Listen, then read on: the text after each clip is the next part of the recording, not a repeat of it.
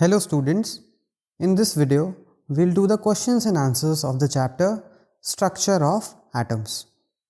So let's see our first question. Which subatomic particle is not present in an ordinary hydrogen atom?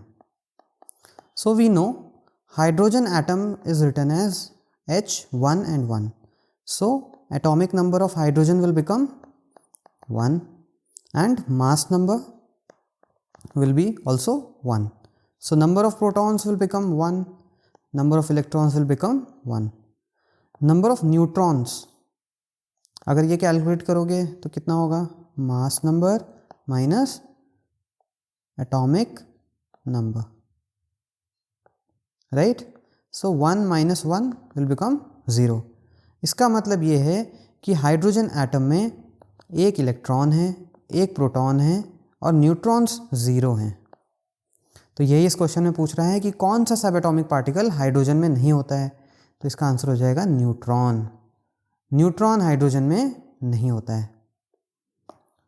Next question देखते हैं. Question number 2. Name the scientists who describe the arrangement of electrons in an atom.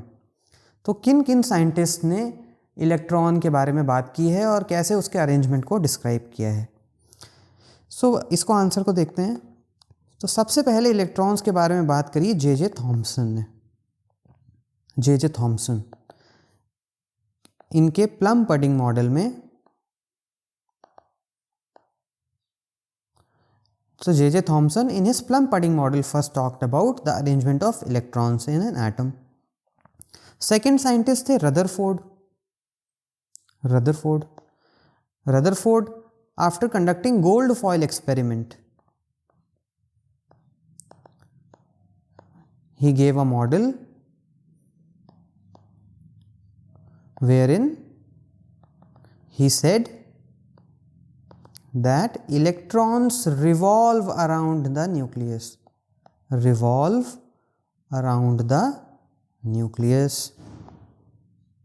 तो ये Rutherford was the first scientist, ये पहले scientist थे जिन्होंने पहली बार बोला कि electrons are revolving around the nucleus. फिर इसके बाद एक साइंटिस्ट है जिनका नाम था नील बोर. इन्होंने क्या बोला, इन्होंने बोला कि इलेक्ट्रॉन्स ना केवल एट न्यूक्लियस के चारों तरफ रिवॉल्व कर रहे हैं, बट जो उनका पाथ है रिवॉल्व करने का वो एक फिक्स्ड एनर्जी लेवल पे है. तो Niels Bohr said that electrons revolve around the nucleus, electrons revolve around the nucleus in fixed energy levels. तो बेसिकली ये 3 साइंटिस्ट थे जिन्होंने बताया कि इलेक्ट्रॉन्स कैसे अरेंज होते हैं.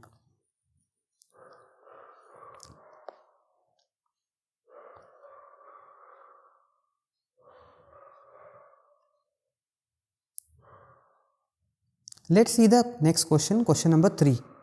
What is the maximum number of electrons which can be accommodated in K shell? फिर फोर्थ क्वेश्चन कह रहा है L shell, M shell and next question N shell. तो ये आंसर 3 to 5 में एक साथ आंसर करता हूँ इसको. तो किसी भी शेल में कितने मैक्सिमम इलेक्ट्रॉन्स आ सकते हैं ये कैलकुलेट करने के लिए we use a formula called 2n². इस फॉर्मूले को ये ऑक्टेट रूल भी कहते हैं. ऑक्टेट रूल, ऑक्टेट मतलब 8. तो 8 का रूल है, ऐसे समझ लो इसको. तो सबसे पहले देखते हैं के शेल. तो के शेल हमें पता है फर्स्ट शेल होती है, राइट. तो के शेल में 2 इंटू एन की जगह 1 रखेंगे और स्क्वायर कर देंगे तो कितना आएगा 2. तो के शेल में maximum 2 electrons can be accommodated. इसी तरह बाकी शेल्स का कर लेंगे. सेकेंड शेल है आपकी एल शेल. एल में कितने आ सकते हैं, तो 2 इंटू 2 स्क्वायर. तो सॉल्व करोगे तो आएगा 8 इलेक्ट्रॉन्स. तो L shell can have maximum of 8 electrons. फिर थर्ड शेल कौन सी है, एल के बाद एम शेल होगी. इसमें भी सेम कैलकुलेट कर लो, 2 इंटू यहाँ पे 3 हो जाएगा, 3 स्क्वायर, तो इट विल बिकम 18 इलेक्ट्रॉन्स। तो M shell can have maximum number of 18 electrons. Similarly fourth shell के लिए कर लो, N शेल जो कि होगी आपकी 2 इंटू 4 का स्क्वायर, तो it will come out to be 32 electrons. So N shell can have maximum number of 32 electrons. Clear? Next question देखते हैं, what is the maximum number of electrons which can be accommodated in the innermost shell. तो जो सबसे अंदर की shell होती है, inner most shell, जो सबसे न्यूक्लियस के पास होती है, उसमें कितने इलेक्ट्रॉन्स आ सकते हैं।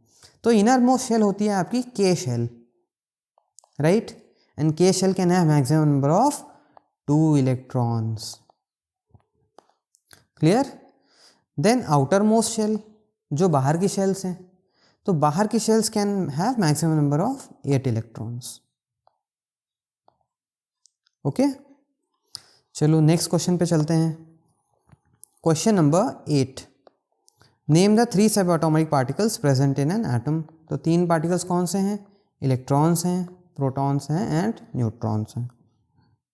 Then next question, name the negatively charge particle present in the atoms of all electrons.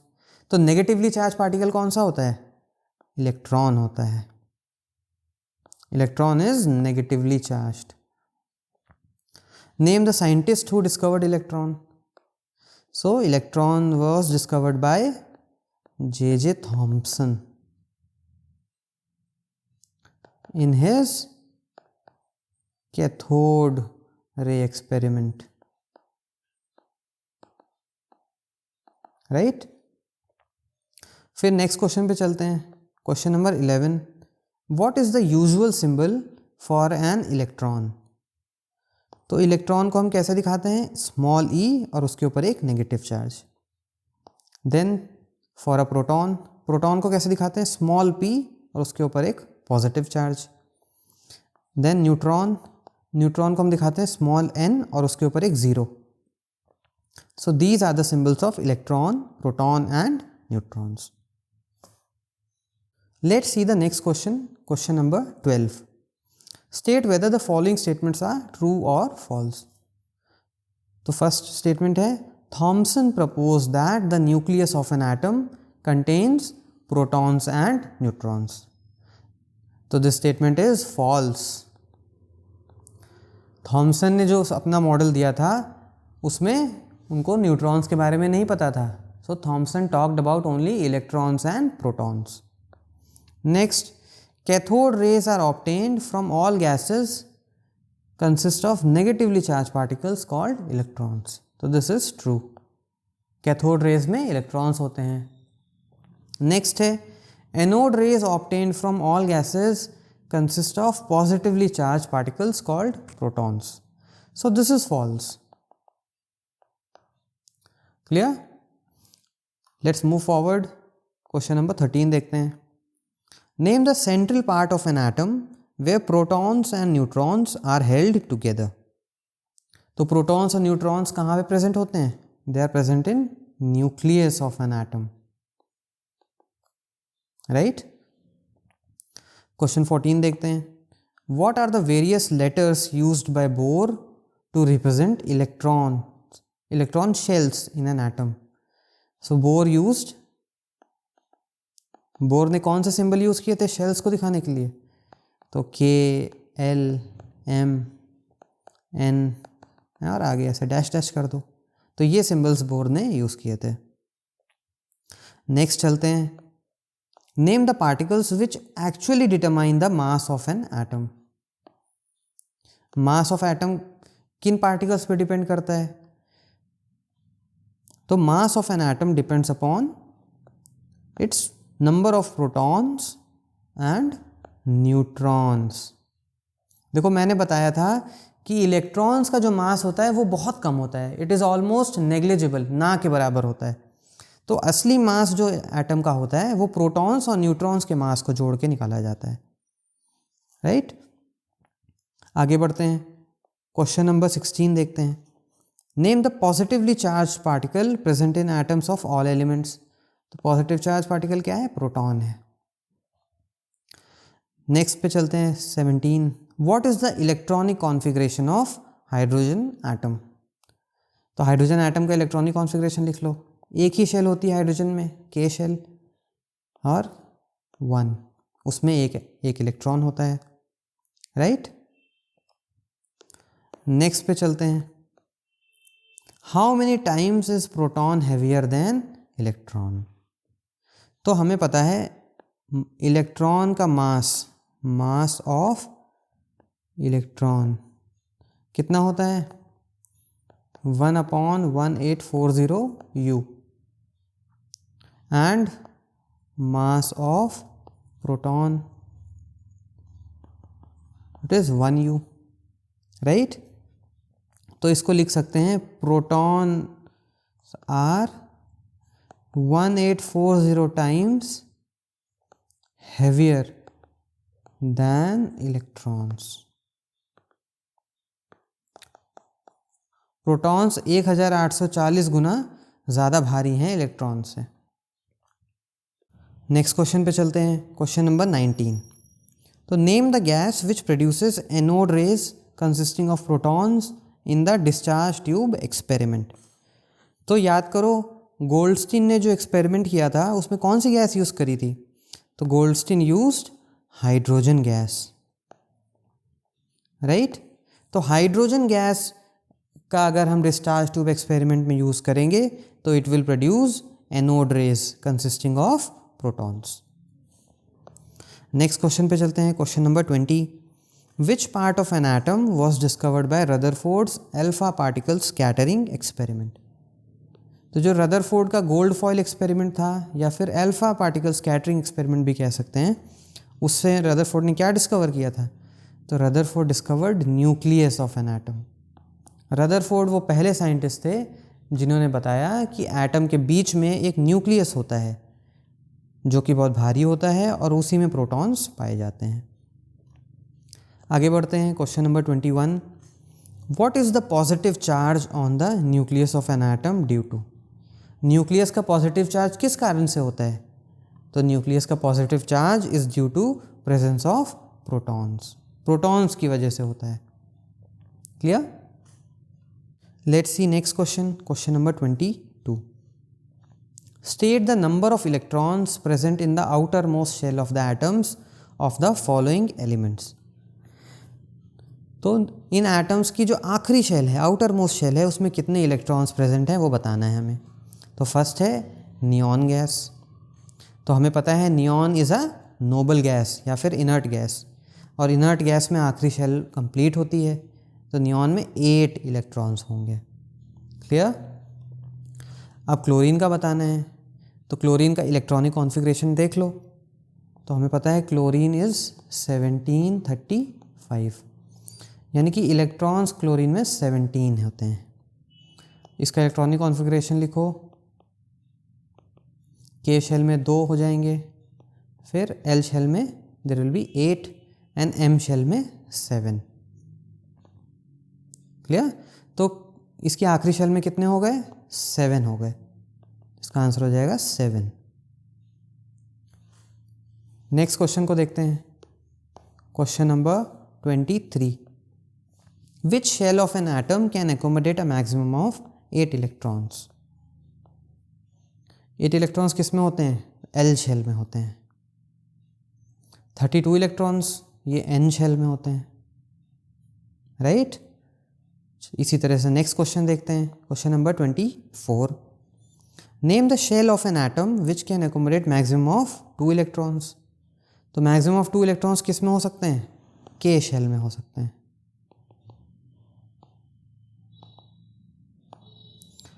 इसी तरह 18 इलेक्ट्रॉन्स किस में हो सकते हैं?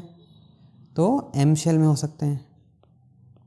M shell can have maximum of 18 electrons. Next question देखो, question number 25। Which sub atomic particle was discovered by Chadwick. तो Chadwick ने क्या डिस्कवर किया था? Chadwick discovered neutrons. Thomson discovered electrons, and Goldstein, he discovered protons. Clear? इसी तरह next question देखो, question 26. तो name the sub atomic particle whose relative charge is +1. +1 होता है प्रोटॉन्स का, -1 ये इलेक्ट्रॉन्स का होता है, और 0 ये न्यूट्रॉन्स का होता है. नेक्स्ट है fill in the blanks. So first देखते हैं, the number of protons in the nucleus of an atom is called its atomic number. The total number of protons and neutrons in the nucleus of an atom is called mass number. है ना? फिर an atom has a mass number of 23 and atomic number is 11.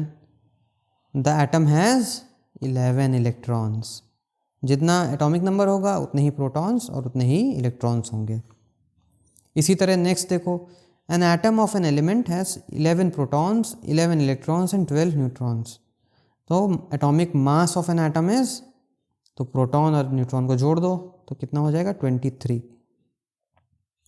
Next देखो, if the nucleus of an atom has atomic number 17 and mass number 37, there are 17 electrons outside the nucleus. The number of neutrons in it is, mass number जो कि 37 है, उसमें से atomic number minus कर दो तो हो जाएगा 20. तो neutrons will be 20 in number. Next देखो, almost all the mass of atom is concentrated in a small region called, atom का जितना भी मास है वो उसके बीच में सारा स्थिर होता है, उसको क्या कहते हैं? न्यूक्लियस कहते हैं.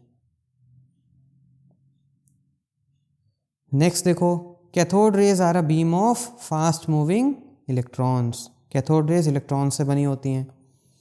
इसी तरह एनोड रेज प्रोटॉन से बनी होती हैं.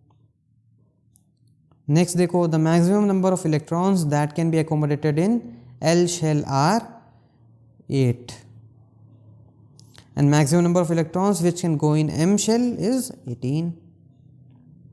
The subatomic particle not present in hydrogen atom is nucleus, or not nucleus, neutrons. Next, the electron has negative charge and the proton has positive charge and neutron has 0 charge. Clear? Now let's see the short answer type questions. Question number 28. What is an electron? States its relative mass and charge. So let's write this question. We know electrons are negatively charged. Electrons are negatively charged subatomic particles that revolve around nucleus in fixed energy levels. So this is the definition of electrons that was described by Neil Bohr. तो ये latest या best definition है electrons की. Second part कह रहा है states it's relative मास. तो relative मास कितना है इलेक्ट्रॉन का? तो relative mass is equals to 1/1840 U. And charge we all know it is -1.6 into 10 raised to the power -19 coulomb. So this is how you will do the question number 28. Let's see question number 29.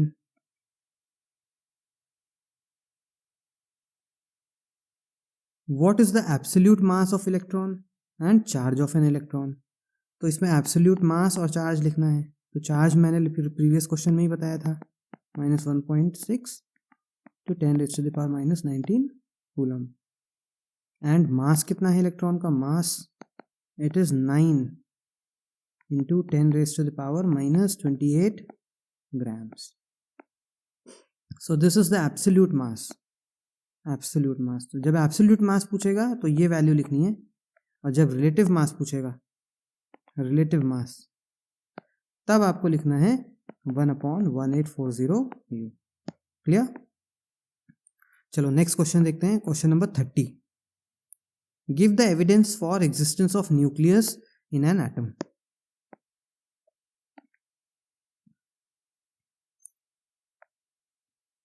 Question पूछ रहा है कि क्या evidence है कि atom में nucleus होता है। तो सबसे बड़ा एविडेंस किसने दिया था? रदरफोर्ड ने दिया था। Rutherford in his alpha particle scattering experiment conclusively proved the existence of nucleus in an atom, right? तो रदरफोर्ड ने एक गोल्ड फॉइल पे अल्फा पार्टिकल्स को बॉम्बार्ड किया था, और उससे जो उन्होंने ऑब्जर्वेशंस किए उसी से न्यूक्लियस प्रूव होता है। एक छोटा सा डायग्राम बना दोगे तो ये क्वेश्चन और क्लियर हो जाएगा। तो एक छोटा सा डायग्राम बना देते हैं।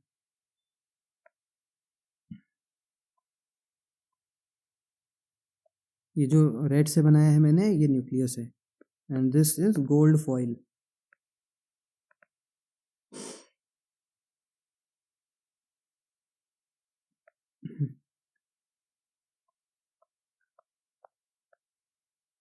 These are alpha particles and bombard कर दिए इनको।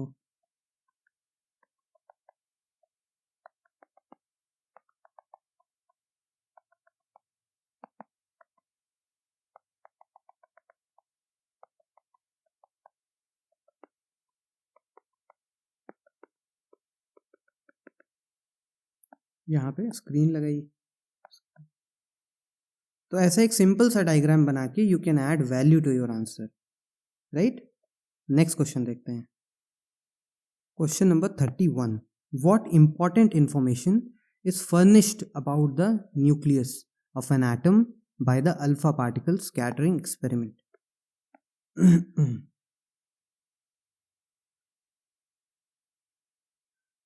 तो इस क्वेश्चन में पूछ रहा है कि अल्फा पार्टिकल स्कैटरिंग एक्सपेरिमेंट में हमको न्यूक्लियस की क्या प्रॉपर्टीज पता चली। तो हमें 3 प्रॉपर्टीज न्यूक्लियस के बारे में पता चली। तो फर्स्ट है that nucleus of an atom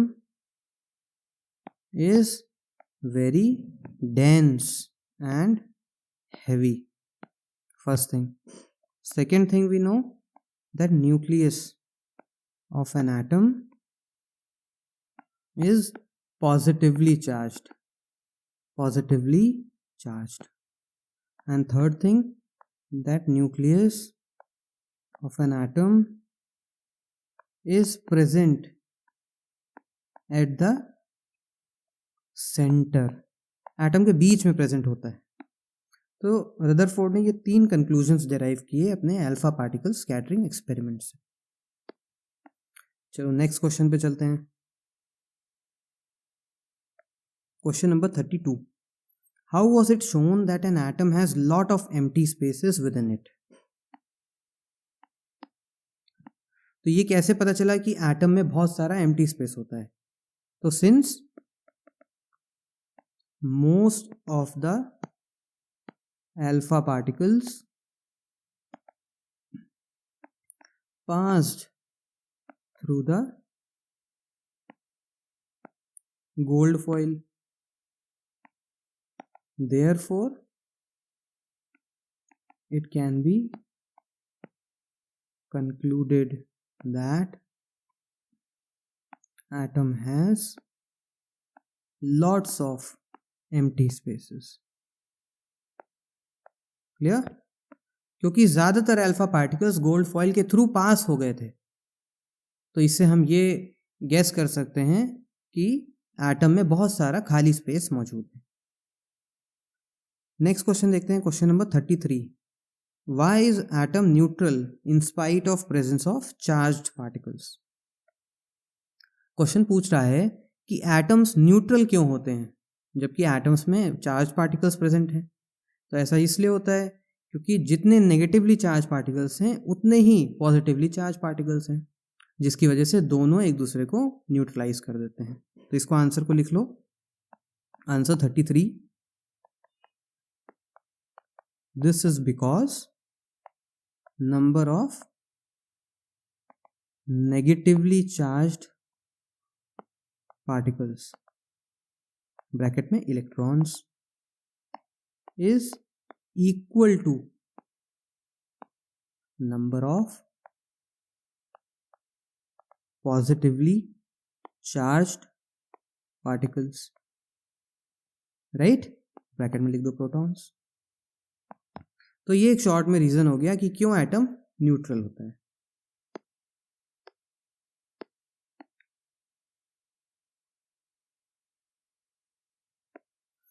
चलो let's see question number 34 now. Which of the nuclear particles is present in same fixed number in atoms of any particular element? So this is proton. Protons fixed होते हैं, चाहे कोई भी isotopes ले लो आप एक atom के, सब में protons, number of protons equal होते हैं। फॉर एग्जांपल अगर कार्बन 612 लोगे या कार्बन 13 लोगे या 14 लोगे, तीनों में नंबर ऑफ प्रोटॉन्स 6 रहेंगे ना, फिक्स रहेंगे। तो इस तरह से हम कह सकते हैं कि number of protons are fixed in all the isotopes of carbon. आगे बढ़ते हैं, B part. What do we call this number which is characteristic of a particular element? So this number is atomic number. Atomic number, तो मैंने आपको बताया था कि chemical properties of an element depend upon its atomic number, यानी कि वो atomic number ही है जो बताता है कि किसी एलिमेंट की क्या प्रॉपर्टीज होंगी और वो कैसे रिएक्ट करेगा। Clear? Now let us see question number 35। What is a proton? State its relative mass and charge. What is a proton? तो इसको भी उसी तरह लिखो जिस तरह हमने इलेक्ट्रॉन्स की डेफिनेशन लिखी थी, बस यहाँ पे चार्ज पॉजिटिव चार्ज हो जाएगा और ये पार्टिकल्स न्यूक्लियस के अराउंड रिवॉल्व नहीं करते हैं, ये न्यूक्लियस में ही प्रेजेंट होते हैं। तो देखो answer number 35। So protons are positively charged particles present in the nucleus, present in the nucleus of an atom. So this is how Bohr described protons. And relative mass कितना होता है protons का? Relative mass is 1U and charge is plus 1.6 into 10 raised to the power minus 19 coulomb. So this is what protons are. Similarly, what is the absolute mass and charge of proton? तो ये आप लोग कर लोगे, do it yourself. Absolute mass कितना है protons का और प्रोटॉन्स का चार्ज तो मैंने यहाँ बता ही दिया। नेक्स्ट क्वेश्चन देखते हैं, question number 37। How does a proton differ from an electron? Protons और इलेक्ट्रॉन्स में क्या डिफरेंस है? आंसर 37। तो काफ़ी सारे डिफरेंसेस है प्रोटॉन्स और इलेक्ट्रॉन्स में। तो फर्स्ट है चार्ज। चार्ज में डिफरेंस, प्रोटॉन्स आर, इसको ऐसे लिख लो, protons are positively charged while electrons are negatively charged. तो पहला बड़ा डिफरेंस जो इलेक्ट्रॉन्स और प्रोटॉन्स में है वो तो चार्ज का डिफरेंस है। सेकेंड डिफरेंस क्या है? सेकेंड मास का डिफरेंस है, mass. Protons have mass equal to the mass of a hydrogen atom. Protons का मास कितना होता है? प्रोटॉन्स का मास एक हाइड्रोजन एटम के मास के बराबर होता है, whereas electrons have mass equal to 1/1840 times the hydrogen atom.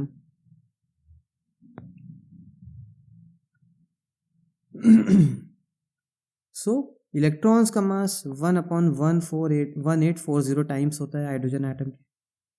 तो ये तो दो मेजर डिफरेंसेस हो गए। और एक और डिफरेंस है अरेंजमेंट में। अरेंजमेंट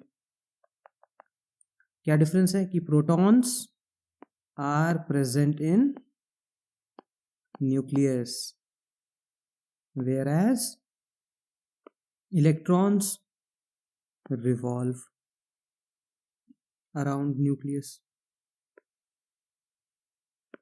तो these are three major differences। और भी कई सारे differences हो सकते हैं, but these are three major differences between electrons and protons।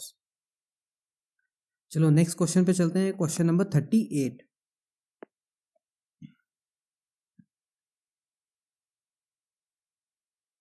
State two observations which show that atom is not indivisible। दो ऐसे ऑब्जर्वेशंस लिखने हैं जिससे हमें पता चलता है कि एटम्स को डिवाइड किया जा सकता है, एटम्स इनडिविजिबल नहीं है। तो क्या दो ऑब्जर्वेशन लिख सकते हो? तो पहला एक ऑब्जर्वेशन लिख सकते हो कि cathode ray, formation of cathode raise. तो क्योंकि कैथोड रेज बनती हैं, इससे हम ये कंक्लूसिवली प्रूव कर सकते हैं कि एटम्स कैन बी डिवाइडेड। तो पहला तो ये हो जाएगा। सेकेंड ऑब्जर्वेशन क्या लिख सकते हो? सेकेंड ऑब्जर्वेशन लिख सकते हो existence of radio activity. Radio activity, क्योंकि रेडियो एक्टिविटी बिना इलेक्ट्रॉन्स, प्रोटॉन्स और न्यूट्रॉन्स के एग्जिस्टेंस के नहीं हो सकती। तो इससे हम ये प्रूफ कर सकते हैं कि एटम्स डिवाइड होते हैं। तो ये दो ऑब्जर्वेशंस लिख सकते हो आप इसको जस्टिफाई करने के लिए। आगे बढ़ते हैं, क्वेश्चन नंबर 39 देखते हैं। All gases from cathode rays and anode rays when electricity is pass through them. First, what does the formation of cathode rays tell about atom? तो क्या बताता है? It tells about presence of electrons and their negative charge. And what does the formation of anode rays tell? Anode rays का formation tells us about existence of protons and its positive charge. तो ये दो observations हमें cathode rays और anode rays से मिलती हैं। Next question पे चलते हैं। Question number 40। What do you understand by the term electronic configuration of an element?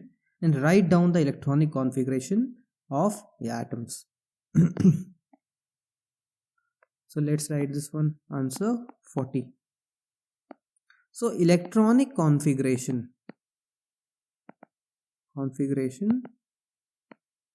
is the arrangement of electrons around nucleus in different shells or energy levels. For example, K shell, L shell, M shell, N shell and so on and so forth. तो ये पहले part का answer हो गया। Part की electronic configuration का मतलब क्या है। अब दूसरा पार्ट क्या पूछ रहा है? दूसरा पार्ट पूछ रहा है electronic configuration of oxygen.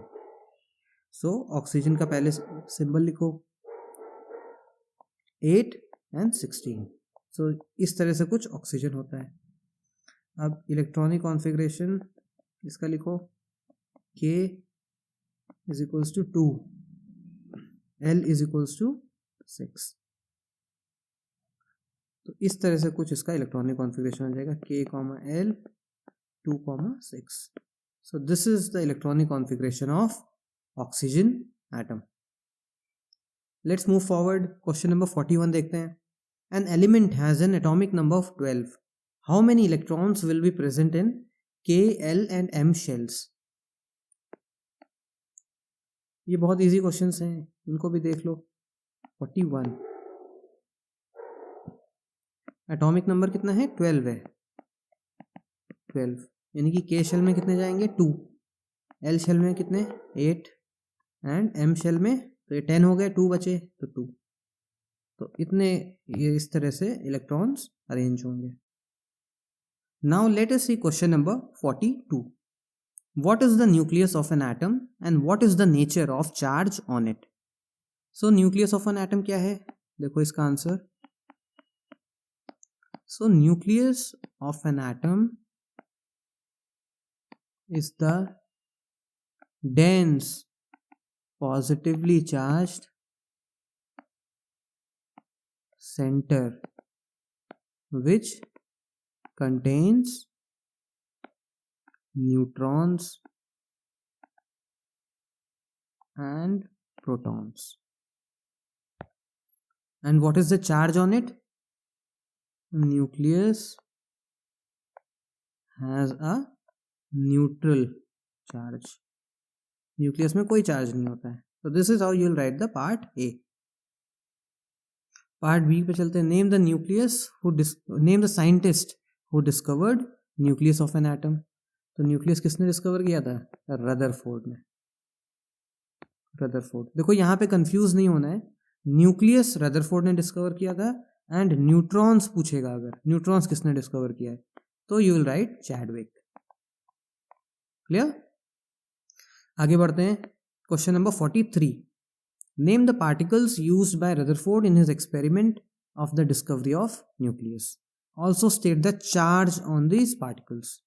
So we know Rutherford ने क्या यूज किया था? Alpha particles.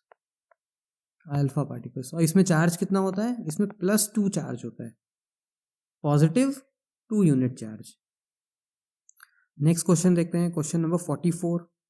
An element has atomic number 13 and an atomic mass 27. How many electrons are there in each atom of an element? And how are these electrons distributed in various energy levels?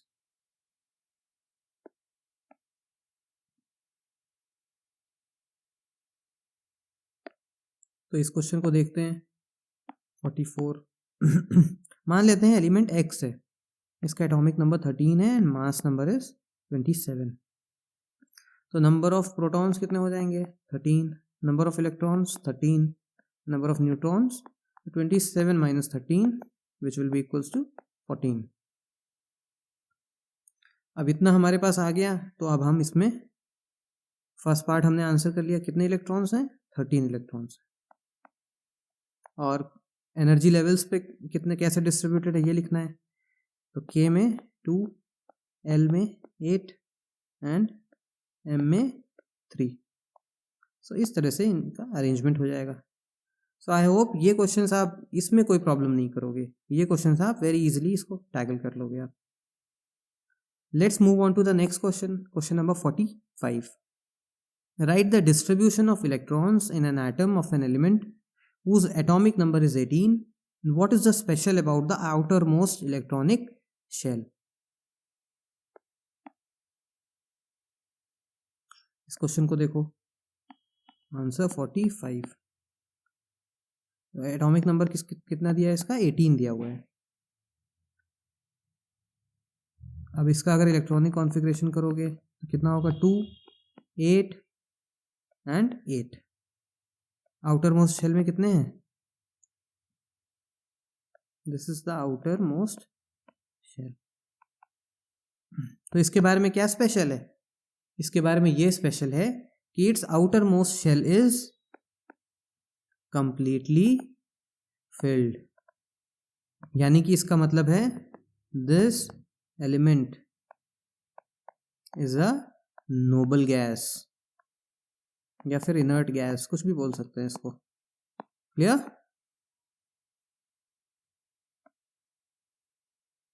Next question पे चलते हैं। Question number 46। What is a neutron? State its relative mass and charge. So I hope ये question आप लोग खुद से कर लोगे।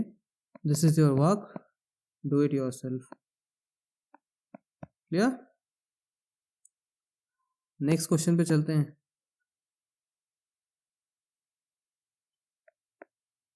Question number 47, compare electron, proton and neutrons in respect of their relative masses and charges. देखो, इस question को करने के लिए एक टेबल बना सकते हैं हम, इलेक्ट्रॉन, प्रोटॉन एंड न्यूट्रॉन। यहाँ पे मास लिख दो और यहाँ पे चार्ज लिख दो। तो मास ऑफ इलेक्ट्रॉन कितना है 1/1840 U, प्रोटॉन का कितना है 1 U एंड न्यूट्रॉन का भी 1 U।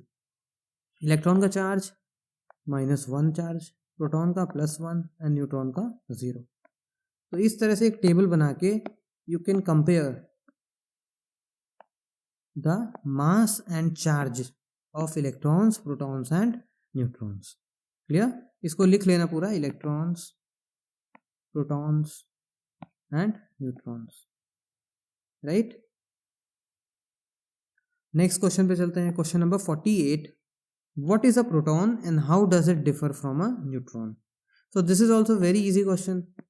I hope you can do it yourself.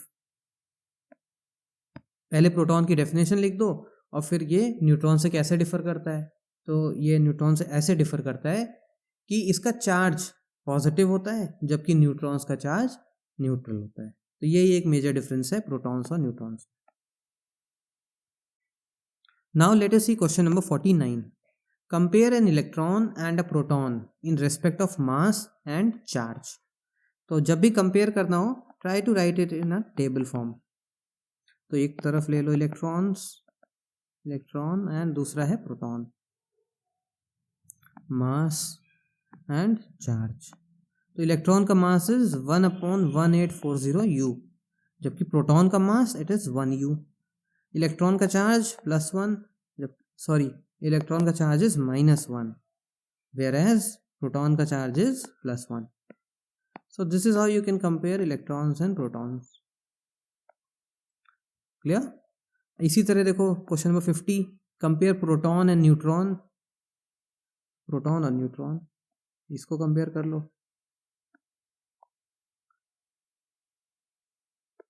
तो इस क्वेश्चन में केवल इतना पार्ट बनेगा टेबल का, ये वाला कॉलम नहीं बनेगा, है ना। न्यूट्रॉन का चार्ज या mass same 1 U, but charge 0।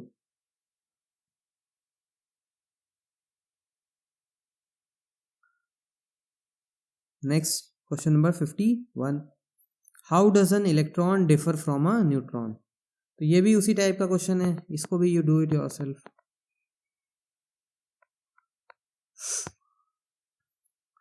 Next question number 52, state the locations of electrons, protons and neutrons. इनकी लोकेशन बतानी है, कहाँ पे होती है, तीनों की लोकेशन बतानी है। Answer 52, electrons, protons and neutrons.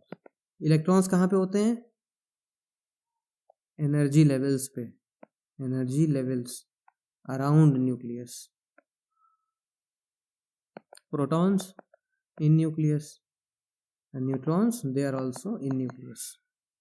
तो इस तरह से you can tell about the location of electrons, protons and neutrons. Next question देखते हैं, fill in the following blanks. Atomic number 10 है एंड मास नंबर 22 है। तो प्रोटॉन्स कितने हो जाएंगे, सेम एज एटॉमिक नंबर 10 हो जाएंगे। इलेक्ट्रॉन्स भी 10 हो जाएंगे और न्यूट्रॉन्स कितने हो जाएंगे, तो न्यूट्रॉन्स हो जाएंगे 22 - 10 जो कि होता है 12। यानी कि इसका सिंबल क्या होगा, 10 और 22, और ये एलिमेंट X हो गया। अब आप लोग पीरियोडिक टेबल देखो and tell me what is this element X, जिसका एटॉमिक नंबर 10 है एंड मास नंबर 22 है, राइट। नेक्स्ट क्वेश्चन देखते हैं, क्वेश्चन नंबर 54। इसमें नंबर ऑफ प्रोटॉन्स दिए हैं 11 एंड नंबर ऑफ न्यूट्रॉन्स दिए हैं 12। तो मास नंबर कितना होगा, तो मास नंबर होता है 11 + 12, तो हो जाएगा ये 23। एटॉमिक नंबर कितना होगा, जितने नंबर ऑफ प्रोटॉन्स हैं उतना ही एटॉमिक नंबर हो जाएगा, इलेक्ट्रॉन्स भी इतने ही हो जाएंगे, और इसका सिंबल होगा 11 23। अब इसमें भी you go and look at the periodic table and tell me which element is this X.